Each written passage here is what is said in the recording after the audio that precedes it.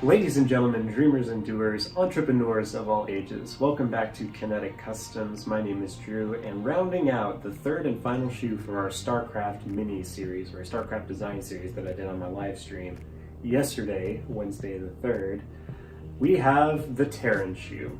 And as you can guess, it is also based on the Adidas NMD R1 silhouette. I really enjoy that shoe. It's a very unique silhouette. It's very modern. It kind of harkens back to some of Adidas's earlier shoe, like the Stan Smith and the Superstar. But the Terran are the third and final race that you can play as in StarCraft. And the shoe that I made really symbolizes kind of the mechanical and the robotic feel of their army. Everybody's got these big spacesuits on, or there's these big machines like medevacs and Vipers that fly around, and it's all very it's kind of blurring the lines between the artificial, like robots and AI, and human, which is obviously the people who are inside those suits or inside those planes. So the Terran are obviously the race that came, or are human. They aren't necessarily from Earth, but they represent the culmination of human existence as far as the game is concerned. And in the Terran race, there's a lot of kind of medium-sized guys that hit really hard, and you do upgrades and you can start spawning massive armies with tons and tons of carriers and all sorts of fun stuff. So playing with the Terran next to Protoss is probably my favorite, and always makes for a good time.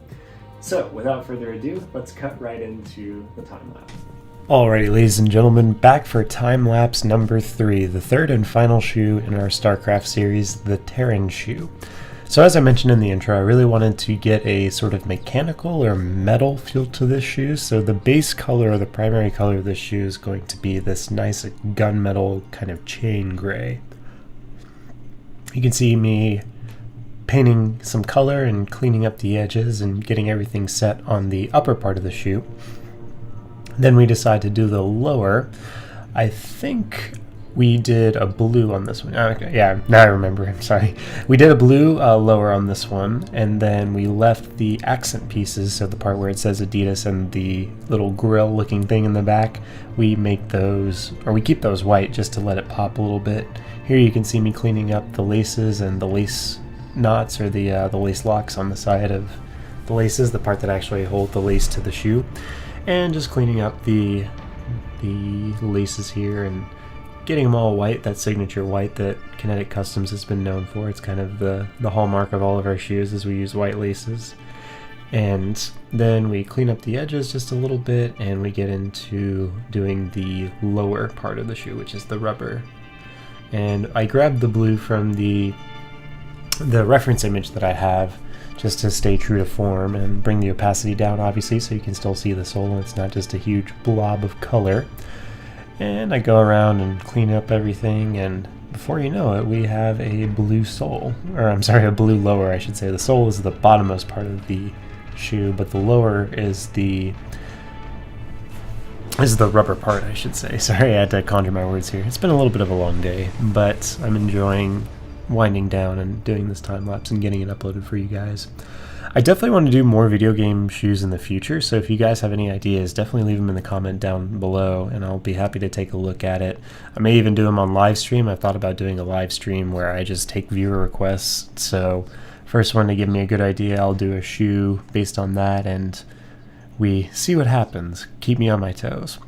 So here I am cutting out the accent colors. We just kept them a blank white because white is our accent color, and it really pops against that gray and that blue, and really stays true to form with the Terran kind of aesthetic. There's lots of whites and lots of primary colors like blue and red, and then there's the metal, obviously, because most of the army or most of the units are mechanized, so they're gray because they're metal.